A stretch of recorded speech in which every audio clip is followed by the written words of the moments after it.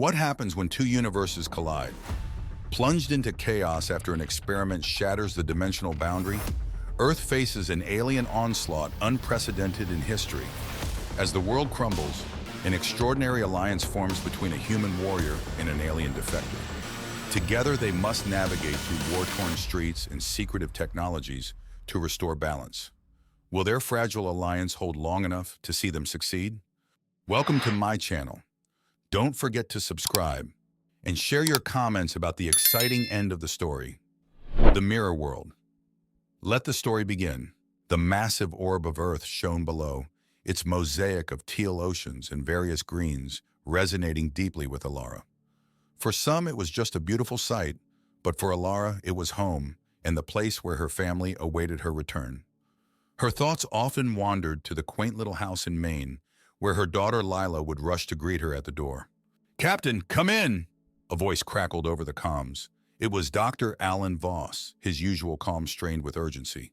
"You need to see this." Ilara furrowed her brow and unclipped herself from the observation rail. The narrow hallways of the Odyssey pulsed with the fluorescent hum of artificial lighting, casting long shadows that made the space appear almost eerie. As she floated into the command center, the reason for Dr. Voss's tension became evident. On the central holoscreen, streaming data clustered around a single anomaly, a tear in the quantum fabric, a rift glistening with unstable energy signatures.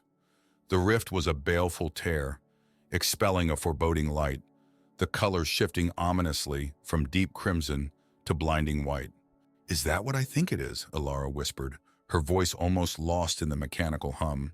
Alan's grim nod offered no reassurance. "It's the bridge between our universe and another. We were monitoring the quantum particles, but something triggered this." "Something?" Her tone was sharp, almost accusatory. "We think it was an experiment, the quantum lattice resonator. It was meant to stabilize energy fields, not tear dimensional fabric," Alan explained, frustration evident in every syllable. As they spoke, another rupture appeared on the holoscreen, this one closer to Earth's surface. Alarms blared as the image zoomed in on the intruder. Sleek and wraith-like, an Advero warship nosedived through the rift's gaping maw, followed by smaller ships in rapid succession. "This can't be happening," Ilara muttered, eyes wide as dread unfurled in her gut. "ISS Odyssey, come in!" A frantic voice broadcast from Mission Control Earthbound base. "We have Advero breaches across several major cities, London, Beijing, Tokyo. They're initiating ground assaults." Ilara felt a numb sensation sweep over her, like the hollow vacuum of space infiltrating her bones. Images of chaos filled the screen. Tall, skeletal Advero soldiers discharging bright white plasma into fleeing crowds. Scenes of fear and destruction flashed repeatedly. "We have to get down there," Alara commanded, hand vibrating with contained panic as she activated the emergency beacon. "We don't know how far this invasion will go." Alan nodded, resolution hardening in his eyes. "We need to close the rift. That's the only way to stop them." Within the hour, Alara and Alan were crammed into a small, heavily armored shuttle headed back to Earth. The descent through the atmosphere was rough. Every jolt felt like a punch to the gut as they re-entered the world they sought to save. The shuttle landed with an unceremonious thud in the heart of London. The city, usually alive with the murmur and bustle of a million lives, was now a battlefield. Smoldering ruins stood where thriving businesses once were. Navigating through the chaos, Alara and Alan kept to the shadows, moving towards a small resistance outpost hidden within the labyrinthine alleys. Inside, a motley crew of survivors and fighters gathered around the cracked remains of a world map. The leader, an imposing figure named Major Desmond Kane, eyed them warily. "Captain Quinn, Dr. Voss, any good news?" Ilara's shoulders slumped. "We need to fix this mess. We can close the rift, but we need equipment from the Advero ship." Desmond grunted, stroking his peppered beard. "Then we've got a plan, but you might not like it." Ilara met his gaze, steel in her eyes. "Try me." As strategies were formed and tensions ran high, the glowing lights of the alien invaders outside suggested that time was not on their side. In the throes of imminent war, Ilara clung to the only hope they had, the smallest shred of a chance to mend the fabric of their fractured universe. The streets of London, usually filled with honking cars and bustling crowds, were now a smoky maze of rubble and fire. Columns of smoke rose into the red-tinted sky. Alara and Alan moved cautiously, their breath forming small clouds in the cold air. For Alara, every step felt heavy, memories of a lively city juxtaposed against this current morass. "Stick close," Alara whispered, her voice barely audible over the crackle of nearby fires. Alan nodded, his face pale but determined. As they navigated through the ghost town, they saw scattered groups of survivors huddled in building ruins. Eyes hollowed by fear and exhaustion followed them silently. "This is worse than I imagined," Alan muttered, stepping over a fallen street sign. "There's more to come unless we get to that ship," Alara replied, determination cutting through her grief. Her thoughts flickered to her daughter, hoping Lila was safe in some hidden bunker, far from this devastation. They reached the resistance base, a former pub, its cheerful sign of the crown and locket, contrasting sharply with its current state. Inside, a group of people worked tirelessly, organizing supplies and tending to the wounded. Major Desmond Kane, with his grizzled and commanding presence, welcomed them. "Captain, Doctor, any progress?" Alan was quick to answer. "We need specific parts from the Advero technology, something that can stabilize the dimensional rift." Desmond looked around the room. "Zahael, get over here." From the corner of the room, an alien figure emerged. Tall and slender, with skin that shimmered like liquid metal, the Advero scientist, Zahael, moved with an almost eerie grace. His large black eyes observed Alara and Alan intently. "This is the defector I was talking about," Desmond explained. "He says he can help." Alara raised an eyebrow, looking skeptically at Zahael. "Why would you help us?" Zahael's voice was soft, almost melodic, but filled with a weariness that resonated. "I saw the destruction my people brought to your world. They code my kind as unemotional, but we know loss, grief. I can help you if you let me." Alan stepped forward, extending a hand. "We have little choice but to trust you, Zahael. What do we need?" Zahael paused, then spoke. "A conductor core from our transporter. It stabilizes energy waves essential for closing the rift." He looked seriously at Alara. "But getting it won't be easy." Alara's jaw tensed. "Tell us what we need to do." The group formed a tentative plan: infiltrate the Advero ship, locate the conductor core, and return before the soldiers caught on to them. Speed and stealth were paramount. As the night wore on, Alara, Alan, and Zahael prepared. Zahael shared insights into the Advero technology, revealing weaknesses and strategies. Alara found herself strangely intrigued by Zahael, his clarity of purpose and profound loss mirroring her own. Outside the makeshift base, the world slept uneasily beneath the flickering glow of fires. Alara took a moment alone, leaning against a shattered wall. She clutched a small locket with Lila's picture inside, pressing it to her heart. The world might be falling apart, but as long as she had her purpose, she'd keep fighting. Alan found her, his eyes softening at the sight of the locket. "We'll find a way to fix this, for her." Alara nodded, steeling herself. "We have to. There's no other option." Together they returned to the group. Zahael gave a final nod of readiness. "It's time. Follow closely, and remember, silence is crucial." Venturing back into the ruined city, the group made their way towards the Advero landing site. Each step was fraught with danger, the air heavy with the expectation of conflict. The cold, starless night seemed to mirror the despair that cloaked the city, but within each of them burned a small, fierce flame of hope. Alara's grip tightened on her plasma rifle, her gaze sharp and focused. "We will make it through this," she murmured. Whether it was a promise to herself, her daughter, or the world beyond, it was a promise she intended to keep. So they moved forward, shadows among shadows, determined to find the key that might just save their world. Night fell on the earth, a shroud of darkness, sprinkled with the cold light of distant stars. The quiet anticipation in the air was almost tangible as Alara, Alan, and Zahael crept toward the Advero landing site. Their destination, the sleek, foreboding figure of the Advero mothership hovering overhead, its shadow casting a daunting silhouette against the night sky. They approached a narrow alley lined with broken glass and twisted metal. The smell of smoke and burnt circuitry hung heavy in the air, a testament to the day's battles. "Almost there," whispered Zahael, his luminous eyes scanning their route. He moved with a confidence born of familiarity, guiding them through the maze of debris with silent precision. Alan adjusted the makeshift backpack filled with the few tools they had managed to scrounge up. "We only have one shot at this. Let's not waste it," he murmured. Their path converged on a small plaza where an Advero patrol weaved methodically through the wreckage. The soldiers' armor shimmered under the faint moonlight, making them appear ghostly, almost supernatural. Ilara raised a hand, signaling them to crouch behind a collapsed awning. She took a deep breath, fingers twitching around her plasma rifle. "We need a distraction to draw them away," she whispered. Alan nodded, producing a small, spherical device from his pocket. "Pulse grenade should short out their communication for a few minutes." Ilara's eyes met Alan's, sharing a moment of mutual understanding. "Do it," she said. Alan rolled the grenade towards the patrol, who remained oblivious until it detonated with a sharp, blinding pulse of energy. The Advero soldiers faltered, their seamless coordination disrupted. "Now," Ilara commanded. They darted from their hiding spot, swiftly and silently, towards the entrance of the mothership. Zahel input a rapid sequence of commands into the access panel, and the door slid open with a hiss. The interior of the Advero ship was a stark contrast to the chaotic world outside.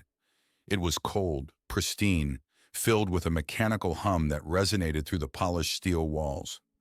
Lights flickered rhythmically, guiding them deeper into the heart of the ship.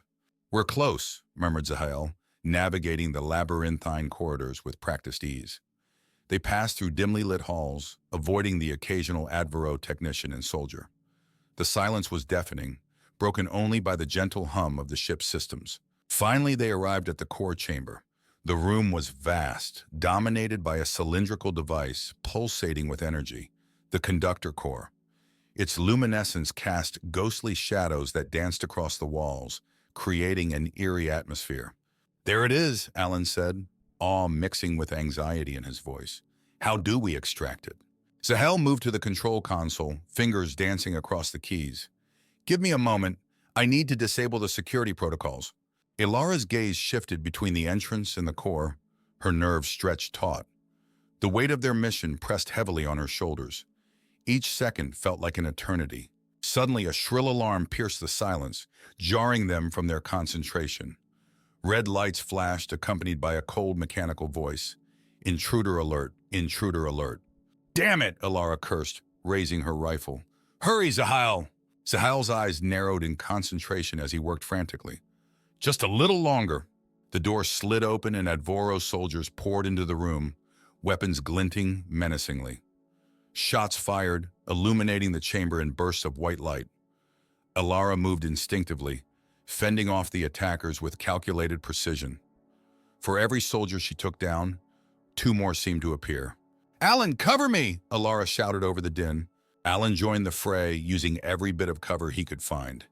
His mind raced, replaying every bit of military training he had ever absorbed, desperately trying to stay alive. Finally, with a triumphant hum, Zahel disengaged the core. "Got it!" he exclaimed, lifting the device carefully. "We need to get out of here, now!" Ilara fired a final shot before falling back towards the exit. "Move, move, move!" she ordered, rallying her team. They retreated through the corridors, the alarm echoing around them, pushing them faster. Emerging back into the smoky night, they ducked into the same alley, panting heavily. Ilara glanced at the core, its soft glow a beacon of hope. "We did it," she breathed, a fierce determination burning in her eyes. "Let's get back to the resistance," Alan said, voice quivering with a mix of exhaustion and relief. Zahel nodded, still cradling the vital device. "The hardest part is yet to come. Let's hope this holds the key to saving both our worlds." As they made their way back through the battle-scarred streets, each step reaffirmed their resolve.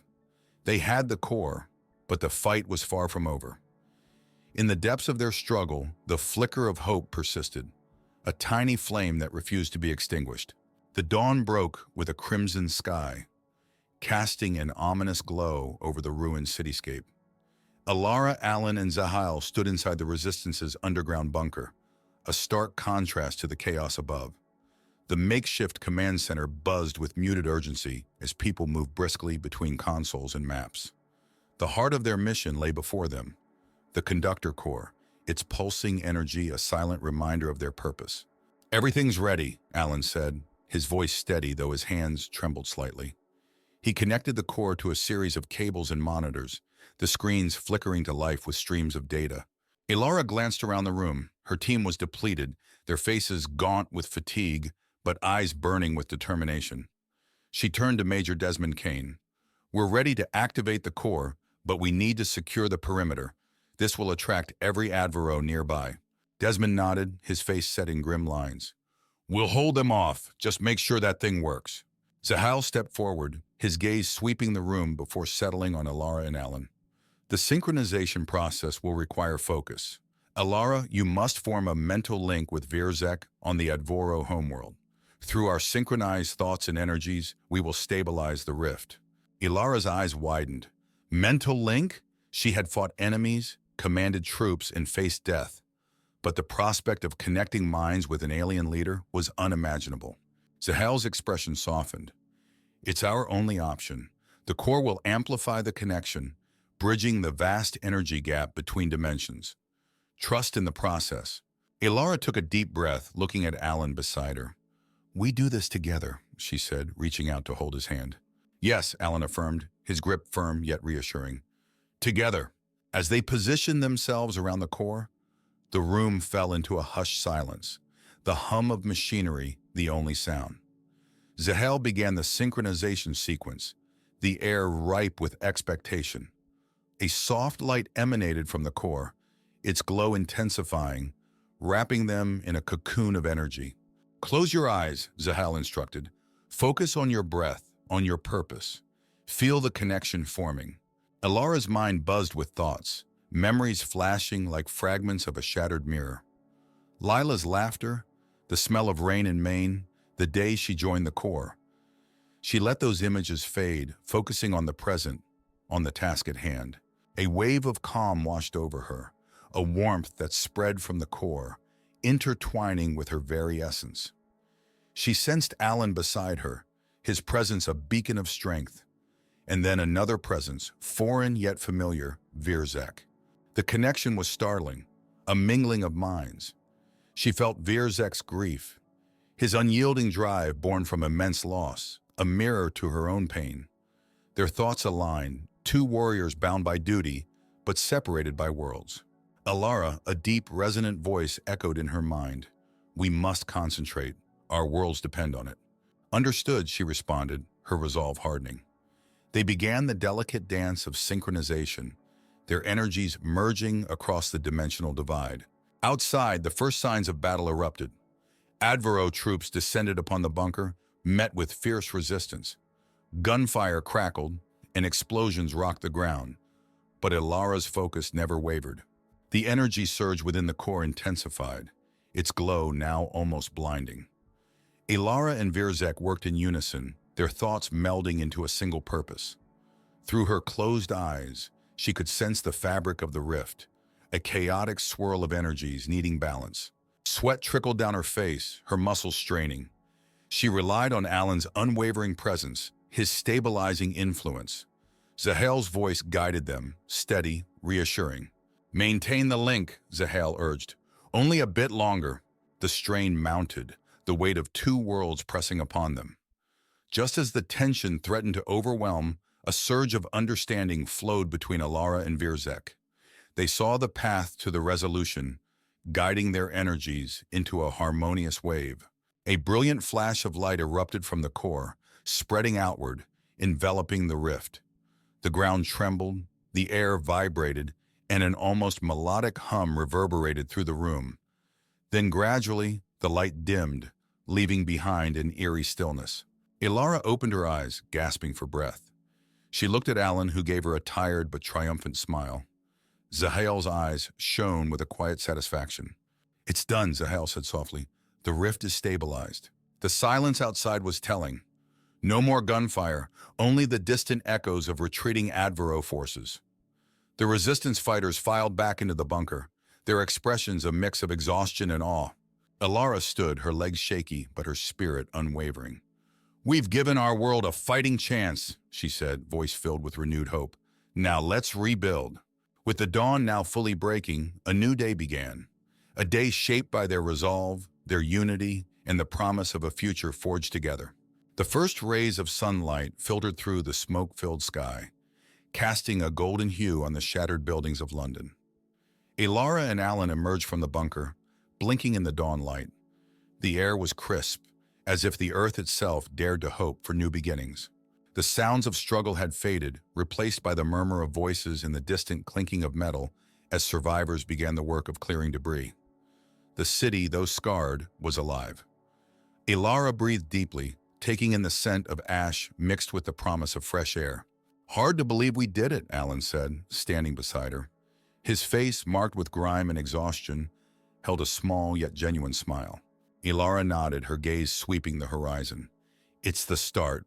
Rebuilding won't be easy, but we have a chance now." Nearby, Zahal observed the humans with a mixture of curiosity and respect. He stepped forward, his eyes meeting Alara's. "Your resilience is remarkable. You have given us something to consider in our own world." Alara smiled faintly.